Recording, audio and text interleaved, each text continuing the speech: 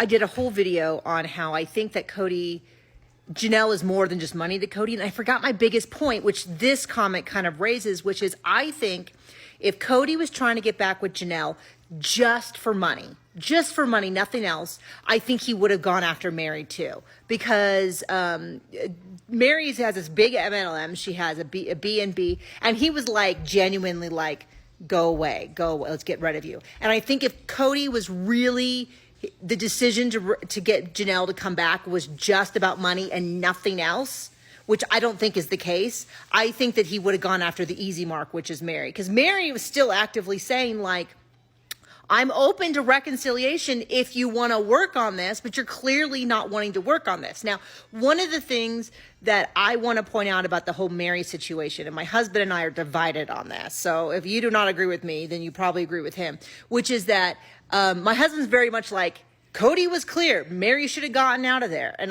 my opinion's more nuanced in the sense that I kind of wonder if what he said to her off camera, what he didn't say to her that he said in interviews, which she didn't hear these interviews till 2 years later. And I think the worst things he said in interviews, she found out about 2 years later. And that's when she was like, okay, I'm done. Because remember, there was a huge delay between them when they filmed the interviews and when it aired and all of that. Okay. So my point is that Meri has more assets than Janelle does. And I don't know what the difference is between the LuLaRoe money and the Plexus.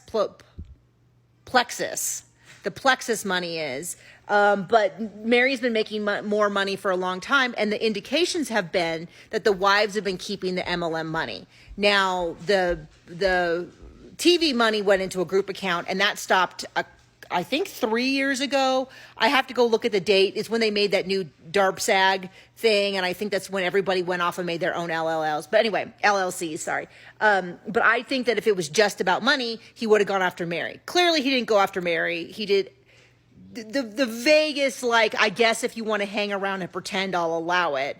And she was like, no, that's not what I want. Finally sort of gumptioned up. So anyway, my point is clearly there's something more than just the money at stake in terms of him wanting to go back after Janelle and asking her to come back over and over and over and over and over again for several years.